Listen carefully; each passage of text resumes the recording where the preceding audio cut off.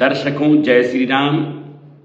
मैं आपके बीच आचार्य रमेश सेमवाल ज्योतिष शोध अनुसंधान संस्थान से अपने यूट्यूब चैनल गुरुदेव रमेश सेमवाल पर आपका बहुत बहुत स्वागत करता हूँ। पिछले कई दिनों से ज्योतिष धर्म ज्ञान गंगा की अध्यात्म की चर्चा में आप लोगों से मैं जुड़ा हुआ हूँ। हमारे ज्योतिष धर्म ग्रंथों में, आध्यात्मिक ग्रंथों में, वेदों में, पुराणों में समस्त जीव के कल्याण के लिए मार्गदर्शन ऋषि मुनियों ने दिया है। प्रत्येक जीव आत्मा का कैसे कल्याण हो, भक्ति, ज्ञान, वैराग्य उनको किस प्रकार प्राप्त हो, उनके जीवन के संकट कष्ट कैसे दूर हो, इस पर हमारे ऋषि मुनियों ने पुराणों को लिखा, वेदों को लिखा, भगवान की विभिन्न स्तुतियों को लिखा। स्तुतियों के द्वारा हम भगवान को प्रणाम करते हैं, भगवान की स्तुति का गान करते हैं, भजन करते हैं, कीर्तन करते हैं, उससे परमात्मा हमसे प्रसन्न होते हैं। तो छोटे छोटे उपायों के माध्यम से आप किस प्रकार अपने जीवन को आगे बढ़ा सकते हैं, इसी कड़ी में आज एक नए विषय के साथ मैं आपके बीच आया हूँ। दर्शकों, हमारा ज्योतिष मार्गदर्शन करता है कि सही समय पर सही काम होना चाहिए। ज्योतिष जन्म कुंडली, जो जन्म कुंडली है हमारी, उसको आपको जरूर दिखलाना चाहिए। उसकी कुंडली में, आपकी कुंडली में, आपके पुत्र की कुंडली में, आपके परिवार की कुंडली में कौन कौन से योग हैं और उनका उपाय क्या है, ये जरूर आपको कार्य करना चाहिए। ज्योतिष जन्म कुंडली के माध्यम से ही हम आगे बढ़ते हैं। जो हमारे ग्रह योग होते हैं उससे आगे बढ़ते हैं। आज का विषय है, अगर घर में है परेशानी, कष्ट, क्लेश, विवाद, विषाद, रोग, व्याधि, जर, पीड़ा, तो ये उपाय करिए जो मैं आपको बताने वाला हूँ। सबसे पहले आप पहली रोटी गाय माता को निकालिए। सबसे पहली रोटी, एक तो रसोई घर में स्नान करने के बाद ही जाना चाहिए।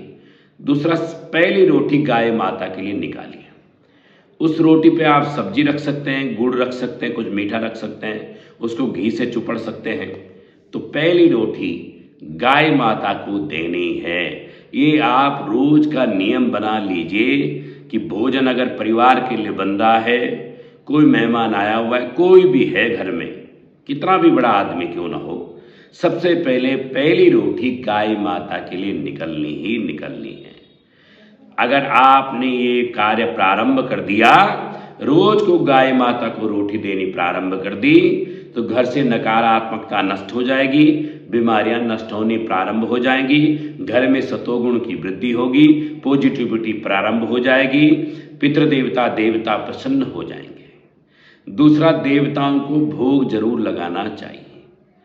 आपका परम कर्तव्य है, देवताओं का दूध का भोग लगाइए, मीठे का भोग लगाइए, उसमें तुलसा पत्र जरूर डालिए। जो भी भोजन आप भगवान को भोग लगाते हैं उसमें तुलसा पत्र जरूर होना चाहिए। प्याज लहसुन बिल्कुल नहीं होना चाहिए। प्याज लहसुन तामसिक भोजन है, तो प्याज लहसुन का प्रयोग बिल्कुल ना करें।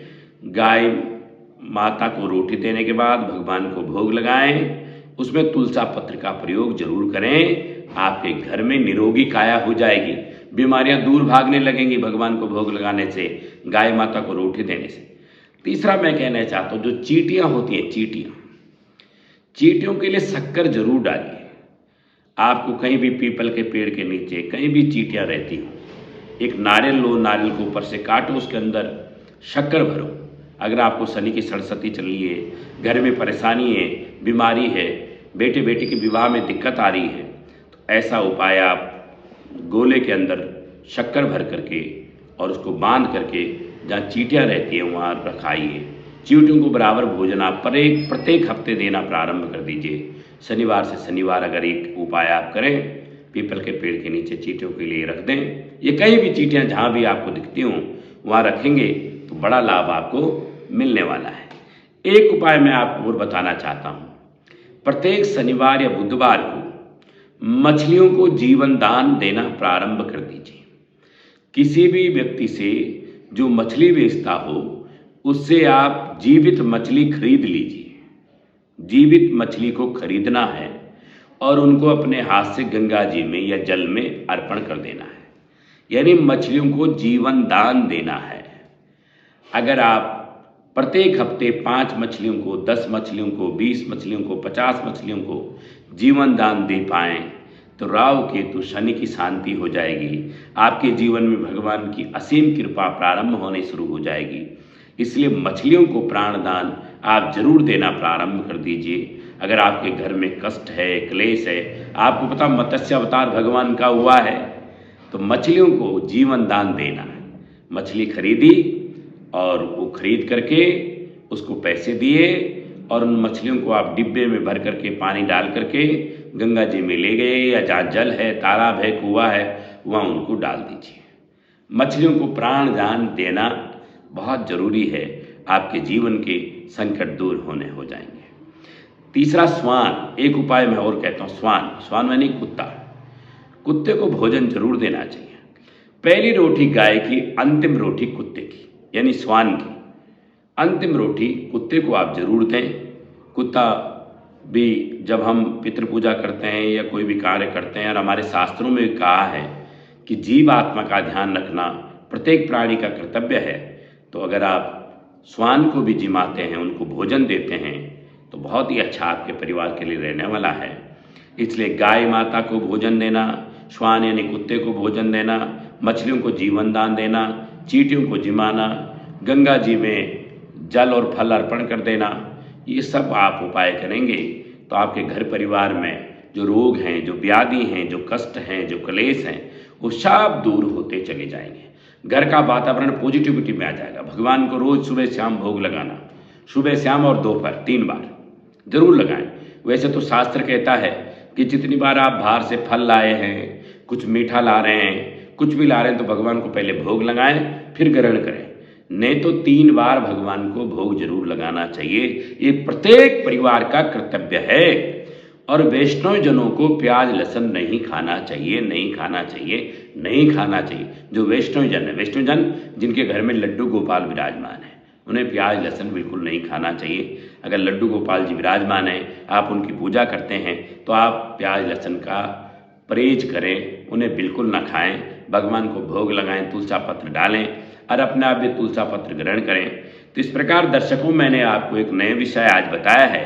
अगर घर में पॉजिटिविटी नहीं है, नकारात्मकता है, तो जीवों की सेवा प्रारंभ कर दीजिए। आपके घर के वातावरण में सुख, शांति, समृद्धि होने लगेगी, रुके हुए काम बनने लगेंगे, सारे संकट दूर होने लगेंगे।